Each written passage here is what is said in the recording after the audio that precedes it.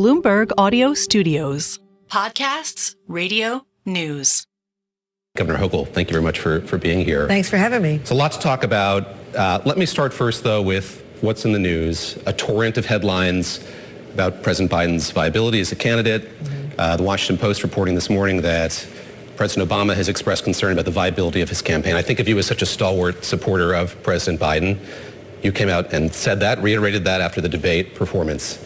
Has anything changed in these recent days as you've seen kind of the political terrain shift a bit? What I said when I met the president, literally the day after his debate, he was here in New York City, had a rally, a lot of energy, and then a few days later, all the governors gathered in Washington to meet the president at the White House and ask him some tough questions about that performance and where he goes from there.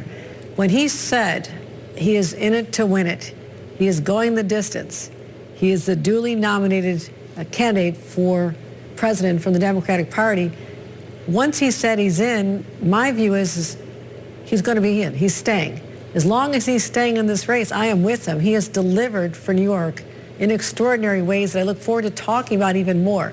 And I believe in his vision for our country. So I am with him as long as he wants to do this. And he's been an extraordinary president. So much of the reporting has centered on conversations that leaders in Congress have reportedly had with President Biden. We're fortunate two of them are New Yorkers, Leader Schumer and Hakeem Jeffries, the minority leader in the House. Have you talked to them about this? Have you registered your feelings to them in conversation? You know, we have conversations all the time, but when people say they're having private conversations, whether it's with me or the president, then private means something. You don't divulge the content, so I won't be talking about my conversations, but they know as the leader of the state of New York, I have many priorities, but one on the political side is wearing my hat as the head of the Democratic Party to make sure that the path to Hakeem Jeffries becoming the Speaker of the House of Representatives goes right through New York State.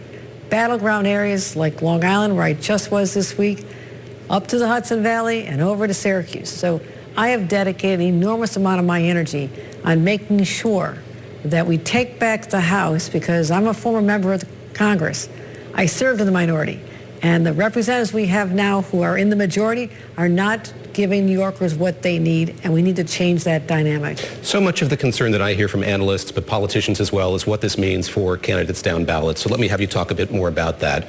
Are you hearing any word, any concern from local political offices, from candidates about how this uncertainty, this vacuum that has opened up since that debate is affecting the viability of candidates running for Congress, running for other office? I will say this, having been elected in the most Republican district in the entire state of New York, I know that every district has unique characteristics. The issues are different. You cannot take a broad brush and say whatever happens at the top of the ticket will filter down to individuals. A lot of it's personality driven. A lot of it's accomplishment driven. So I think that you cannot possibly do that. But I think there'll be high turnout in our state. I really do. I believe that this is going to create some energy and excitement.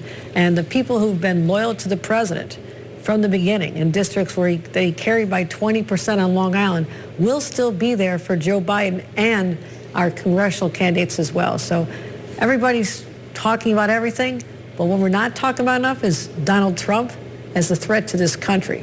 I want to shift the conversation from Democrats who are doing what they're doing, and Democrats have always been an unwieldy bunch. We used to talk about this when I worked during the Ronald Reagan, Tip O'Neill era as a congressional staffer for Senator Moynihan. Democrats are always a little more rough and tumble with our own. But we do line up and get behind our candidates, and that's what I'm expecting to see behind Joe Biden. As the governor, you have to plan for both outcomes, either a Biden re-election victory or Donald Trump winning the election. Let me ask you about that latter scenario. If past his prologue, there were difficulties that the state had when it came to funding, when it came to policies. What worries you the most about the prospects of that happening, and how do you think through those eventualities? No, we're always prepared, but infrastructure is critically important.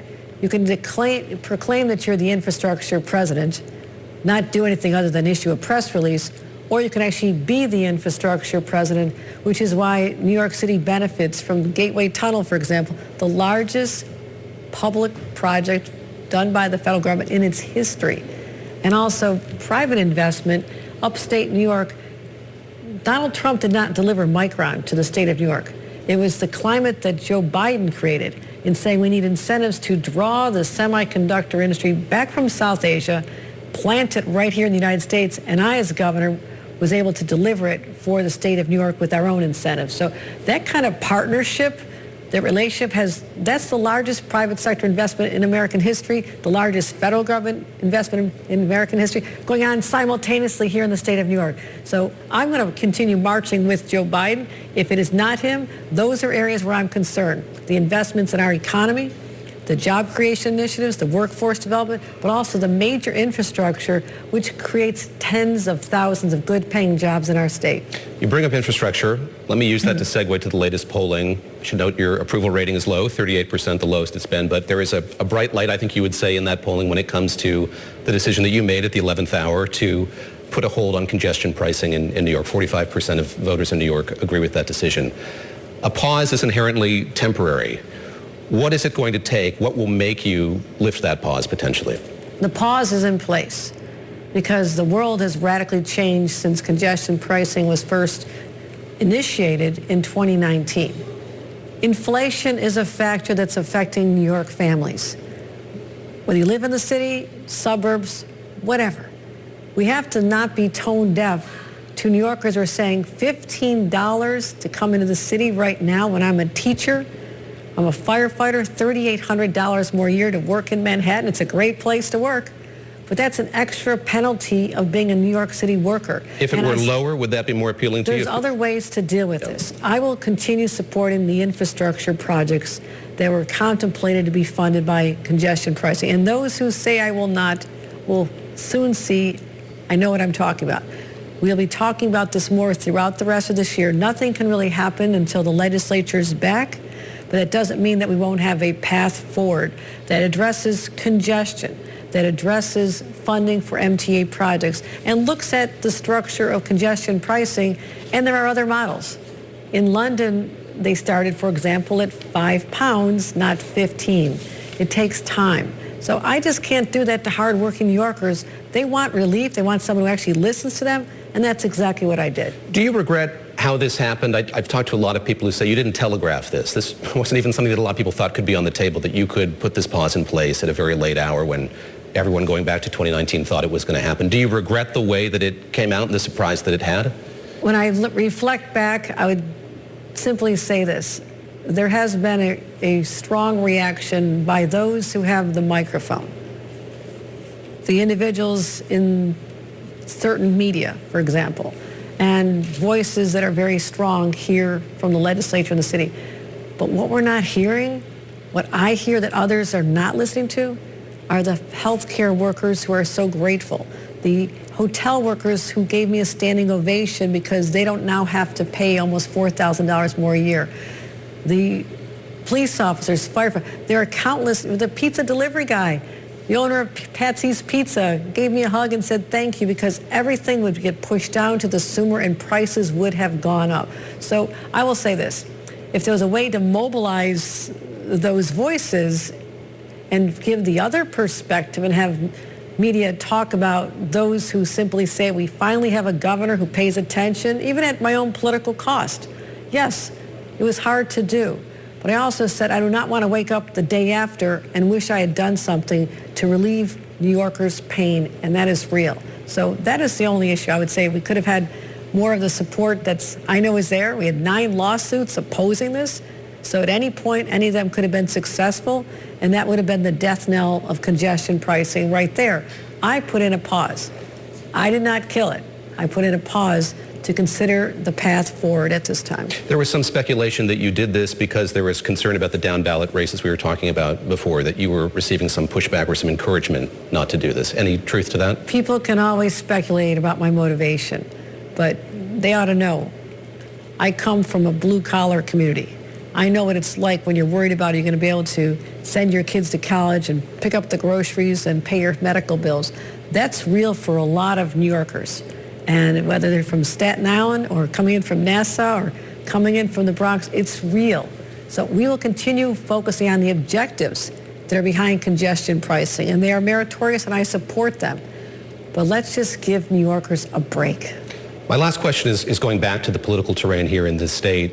I've been watching the Republican National Convention. Congresswoman Stefanik made the assertion that New York could go red. She's seeing the terrain change dramatically in New York State. Is that something with which you agree? And I wonder if, looking back on the race that you ran in 2022, you're not up for re-election this year, as you look sort of ahead to 2024, 2026, are there lessons to be learned from the race that you ran, which I think was a lot closer than, dare I say, you might have expected and a lot of people expected? Right, and you look at the unique circumstances of that race. Sure. I became governor and had to run instantaneously. Like a year later, I was already up on the ballot. So people did not have a chance to get to know me. And there were strong campaign forces that tried to paint me with all the crimes that were happening in the state of New York. I mean, the ads were so absurd that they actually showed crimes that had been committed a decade earlier in California in ads saying Kathy Hochul's keeping you unsafe or Kathy Hochul supports criminal. It was crazy how successfully the Republicans weaponized that issue against someone who's married to a federal prosecutor. My son's a federal prosecutor, and I've always stood strongly with funding and supporting our police, and my record shows that. So that's the only takeaway from that. That was unique circumstance. They were able to paint me a certain way because New Yorkers didn't know me yet, and now they're able to see what I've accomplished. So we will not be going red as much as everybody at that convention would love to see it. It's not happening. Governor, great to see you. Thank you very much. Thank you. Governor Kathy Hochul, the 57th governor of the state of New York.